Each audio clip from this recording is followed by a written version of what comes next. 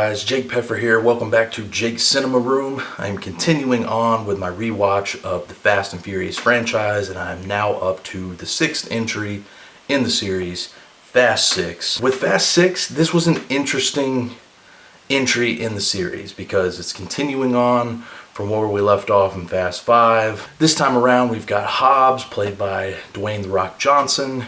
He is recruiting Dominic and the entire Fast crew for one more job where they need to take down a new group of criminals led by Owen Shaw, who is played by Luke Evans, and things get crazy throughout the entirety of this movie. This is the movie in the series where I would say they actually do jump the shark, and I'll explain why here in a bit. But overall, I think Fast 6 is a great movie. It's a bit of a step down from Fast 5, if only because some of the things that it does get a little too ridiculous at times. So that does kind of bog down, some of the enjoyment a little bit, but not too much, because this is a series that gets overly ridiculous, and really from this point on gets crazier and crazier and crazier than it was already doing in the first 5 entries of the series. So, to get even crazier than where it goes from here is insane. But somehow they managed to do it. This one again is directed by Justin Lin, and once again he does a great job behind the camera. He knows how to create awesome action set pieces. He knows how to get the best out of these actors and actresses on screen, and everything here just works, relatively well. This is one of the first entries that actually has a good villain. I think Luke Evans as Owen Shaw is fantastic. I think he does a really good job. He's very menacing, and he's actually somebody that feels like a real villain. Everybody that's been the villain up until this point just hasn't really been all that memorable. So it's nice to get someone who's a recognizable actor for one, but also put in a very good performance and actually be good at his job in the movie. The rest of the cast here is great once again.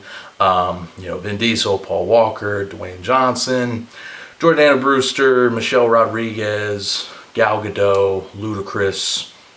I think that pretty much covers Sung Kang as well. All fantastic once again.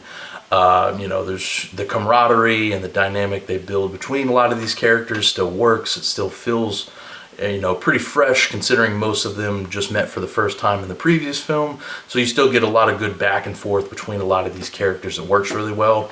The interesting dynamic of this movie, though, is the fact that the reason that Dominic and his crew are taking on this job is because Michelle Rodriguez is still alive. Letty somehow survived her death from part 4, and that's the main reason that the crew is taking on this job, is so not only can they take down Owen Shaw, but they're also trying to get Letty back. But somehow she has amnesia, and that's where the things get a little soap opera-y and, adding to the ridiculousness of this particular entry.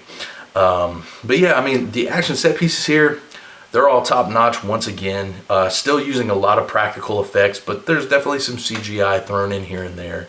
Where the movie does start to get a little too over the top, and like I mentioned before, where it does kind of jump the shark in a literal sense. You have the chase scene on the bridges with the tank, where Letty gets thrown off the tank, and then Dominic somehow pilots his car perfectly to crash and fly through the air, mind you, to catch Letty, and then they land from midair into another car's windshield perfectly fine, and somehow survive. And yeah, it is a breathtaking scene because, for one, obviously it's implausible as hell, but it's where I think this series literally does jump the shark. And for me, that's okay. This series, like I said, it gets ridiculous. It knows, it knows what it wants to do from this point on. And if that's the route they want to go, hey, I'm here for it. The other ridiculous part of this movie is the end sequence, which is a great end finale. Like the whole action sequence with the airplane is fantastic.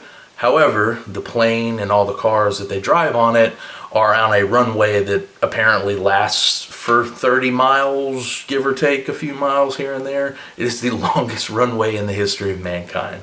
And it's just, it's just not real. And that's fine, it's a movie and things like that are going to come up. But there's a point where you got to, stop and be like, all right, come on, guys, what are we doing here? And there's a few moments here in this movie where that happens, more so than happened in Fast 5. So that's why I would say it's definitely a little bit of a step down, despite having a much better villain.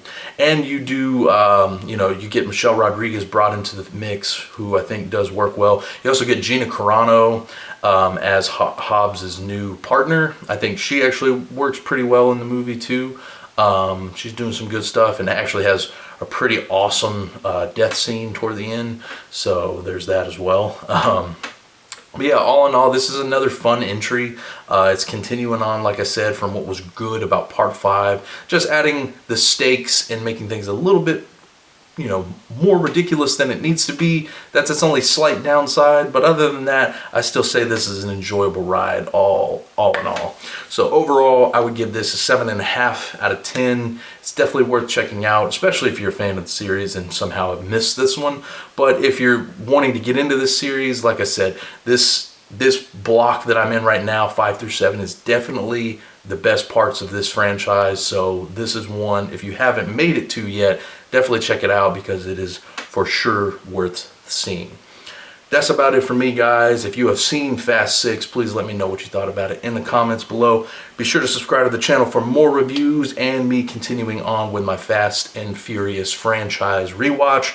I'll leave all my links down below on where you can follow me and check out more of my reviews. And until next time, I'll catch you all later.